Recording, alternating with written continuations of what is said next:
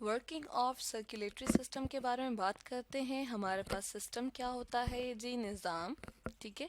और circulatory system क्या है? हमारे पास जो हमारी बॉडी के अंदर खून होता है वो किस तरह से पूरी बॉडी से कलेक्ट होके जमा होके हार्ट में आता है, और फिर हार्ट से वो लंग्स में जाता है, और लंग्स से दोबारा वो हार्ट में आएगा, और हार्ट से निकल के तमाम बॉडी पार्ट्स में दोबारा फैल जाएगा। तो इसको स्टडी करना हमारे पास क्या कहलाता है? वो कहलाता है सर्कुलेटरी सिस्टम। और इस सर्कुलेटरी सिस्टम का जो हमारे पास मेन ऑर्गन होता है वो होता है जी हार्ट। ठीक है। तो यहाँ पर हार्ट एक्ट करता है एज ए डबल पंप। वो किस तरह, वो देख लेते हैं हम कि इस तमाम बॉडी से, यानी कि यहाँ लोअर पार्ट ऑफ बॉडी जो हमारे पास टांगे हैं, इसी तरह से पाँव है, वहाँ से हमारे पास यहाँ ब्लड कलेक्ट होता है इस नाली में। इसी तरह से किडनी से, स्टमक और इंटेस्टाइन से सारा ब्लड कलेक्ट होता है, इस नाली में आता है, और फिर हार्ट में चला जाता है। इसी तरह से अपर बॉडी पार्ट्स जो हमारे पास होते हैं वहाँ से कलेक्ट होके भी नाली के ज़रिए यहाँ दिल में आ जाता है। तो फिर दिल पंप करता है, हार्ट को पुश करता है लंग्स की तरफ। ठीक है। पंप होके सारा का सारा हमारे पास ब्लड लंग्स में आ जाता है। फिर दोबारा से लंग्स से इस वाले पार्ट, यानी कि इस तरफ वाले खानों में दिल के खून जो है वो आ जाता है, और दोबारा से पंप होता है फिर, और तमाम बॉडी पार्ट्स में वो खून फराहम कर दिया जाता है।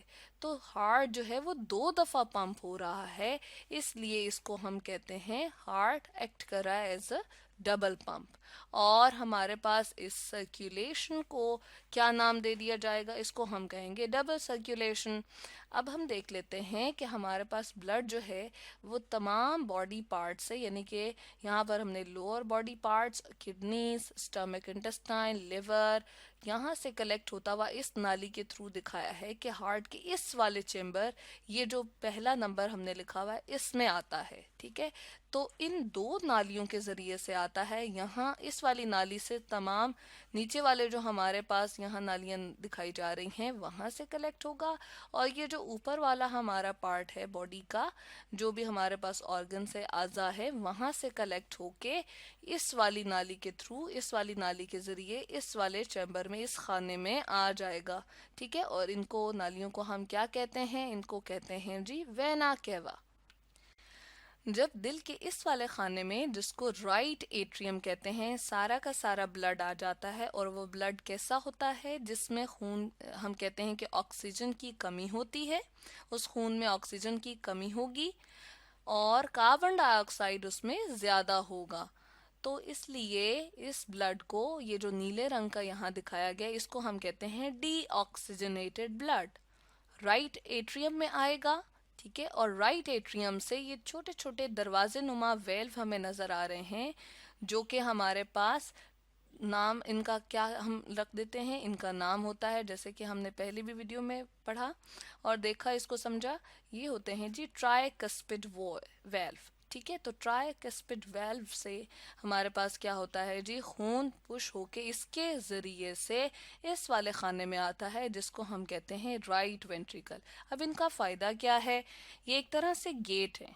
क्या करते हैं ये कि राइट एट्रियम से ब्लड राइट वेंट्रिकल में तो आने देते हैं, यानी कि इस वाले खाने से इस नीचे वाले खाने में तो आने देंगे, लेकिन वापस खून का बहाव इस वाले चैम्बर से या इस वाले खाने से, जिसको राइट वेंट्रिकल कहा है, राइट वेंट्रिकल से राइट एट्रियम में नहीं करने देते। उसके बाद ये जो छोटे छोटे हमें दरवाजे नुमा वेल्व नज़र आ रहे हैं, ये क्या करते हैं? इनके थ्रू हमारे पास डीऑक्सीजनेटेड ब्लड यहाँ से और यहाँ से लंग्स में चला जाएगा। तो यहाँ से जब लंग्स में गया, तो हम जब सांस लेते हैं ना, तो ज़्यादा से ज़्यादा ऑक्सीजन हम अंदर इनहेल करते हैं, बॉडी के अंदर ले जाते हैं।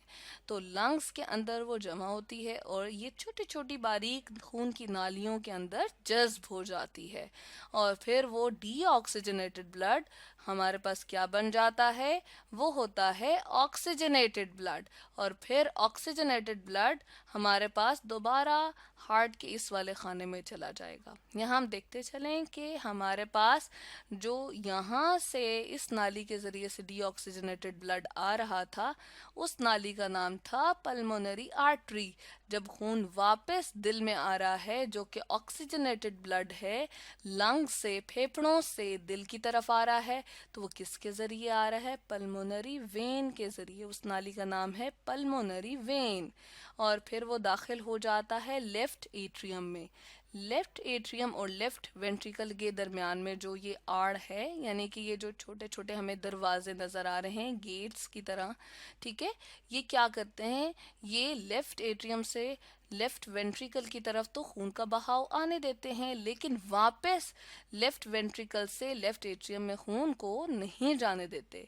और इनका नाम है बाय कस्पिड वाल्व, ठीक है। उसके बाद ब्लड जो है वो कहाँ जाएगा, यहाँ पर अयोटिक वाल्व के थ्रू इस अयोटा में चला जाएगा। ये अयोटा है हमारे पास, ये जो नाली है इसको अयोटा कहते हैं। और फिर सारी बॉडी में, यानी कि ऊपर वाले पार्ट्स में, बॉडी के जो ऊपर वाले पार्ट्स हैं उसमें फैल जाएगा, जैसे सर, कंधे और हाथ वगैरह, बाजू वगैरह। इसी तरह से फिर लिवर में चला जाएगा, नीचे वाले बॉडी पार्ट्स में, आज़ा जितने भी हैं उनमें ऑक्सीजनेटेड ब्लड जो है अयोटा के ज़रिए से मुंतकिल हो जाता है।